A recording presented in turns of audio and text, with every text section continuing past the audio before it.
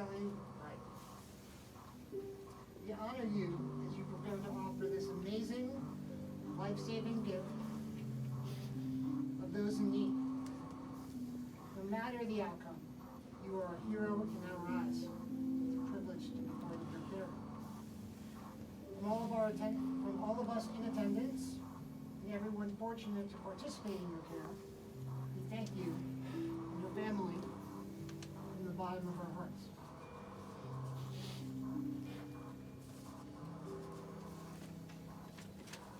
Family has asked me to read a poem, so I'll do that. Ready?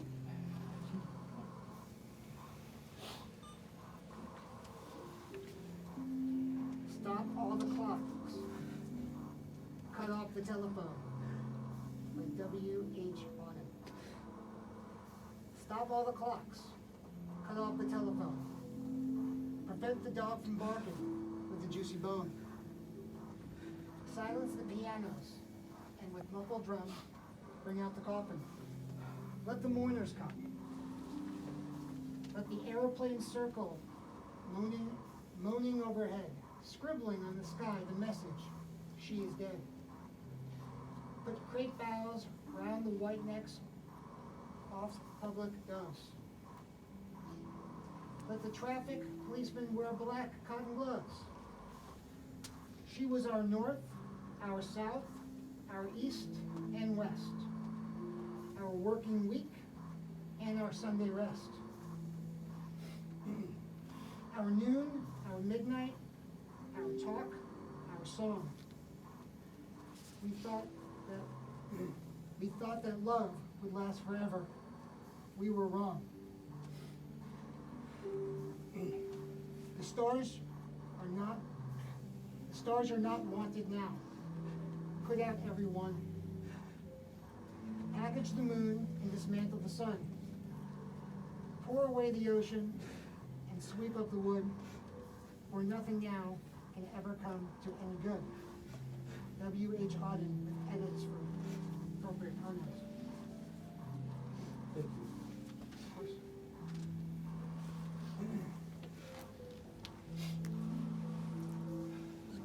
Another poem.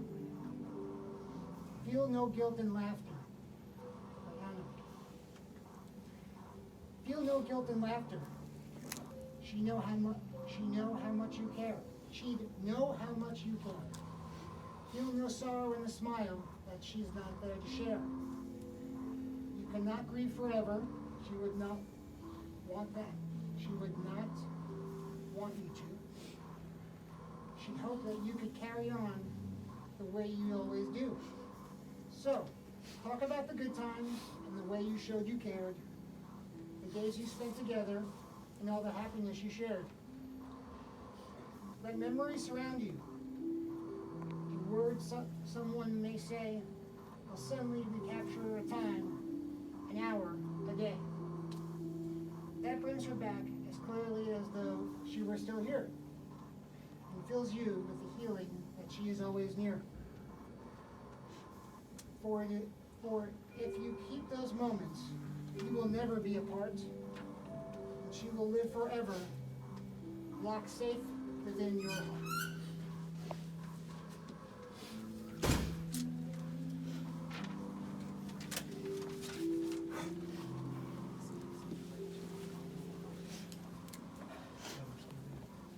How do you capture so much life in just a little paper?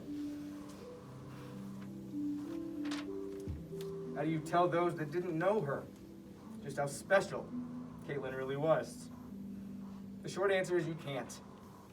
And if you tried to discuss every bit of good that Kaitlyn did in this world, it would take so long that the lives her organs will save wouldn't be around to save anymore. It would take years to fully explain just how good of a person she was, how funny she could be without even meaning to be, how easy it was for her to make everyone feel welcome while still being unapologetically steadfast in what she believed. Kaitlyn did so much on Earth in the short time that we had her here. So instead of telling every story, I hope just one will show the kind of person that she was. In 2019, Kaitlyn and I traveled the world. We left careers behind and ventured into the unknown, ready for anything, but prepared for almost nothing. We visited some of the most beautiful places on earth: New Zealand, Tasmania, the entire eastern coast of Australia, and many other countries in Southeast Asia. One of those countries was Vietnam, and one of the places in Vietnam was Ha Long Bay. With its emerald waters and towering mountain-like structures, it truly might be one of the most beautiful places on earth. At Ha Long Bay, we decided to rent some kayaks one day to better explore the rock formations that tower above the ocean and make this part of the world so incredible to explore. And in doing so, we soon realized just how much trash was floating throughout those waters. It was extremely hard to see.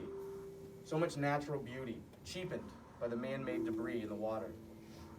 And to make things worse, this was an area with a number of floating villages, people living on boats. So you just knew that they would be dumping more trash into the ocean later that day. But Kaitlyn wouldn't stand for it.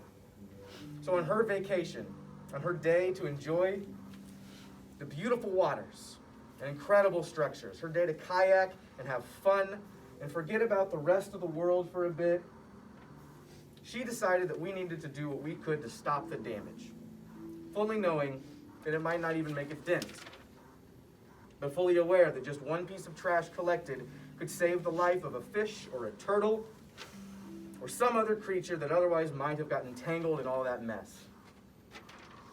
So we did.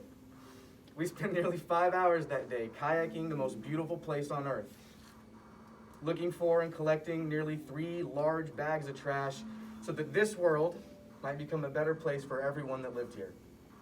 And if that wasn't enough, she also began to formulate a plan as to how to better police those trash dumping practices. It didn't matter the cost. If something could be done to make a life better, any life, our Kaitlyn was going to do it. She was going to find a way to do it. This world was better with Kaitlyn in it. And anyone that has ever met her knows how true that is. Many have asked how they can help me, what I need as her husband. Many have wondered how they can help me through this unimaginable nightmare. And I may know how to better answer that question in the coming weeks or months, but until then, if you really want to help me, if all of you really want to help me, please recycle. Please reduce your footprint in this world. Be kind to one another, even if the other one doesn't deserve it. Please help others. Please be understanding of those that live a life that is different than your own. Please take every opportunity to turn each day into the best adventure you possibly can. And above all else, never stop striving to be a better human like Kaitlyn pushed me to be. Kaitlyn wasn't perfect.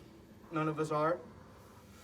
But these are things that she strived to do in life, in a life that ended too soon. So, if you want to help, live your life in the way that would honor hers.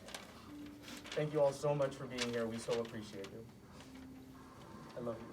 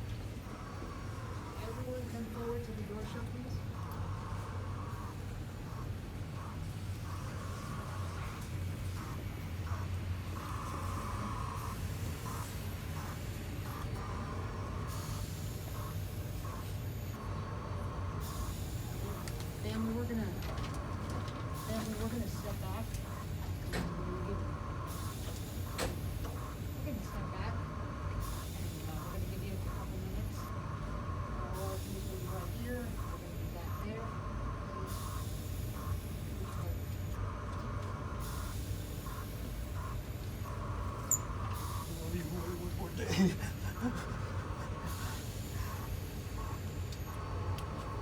baby girl.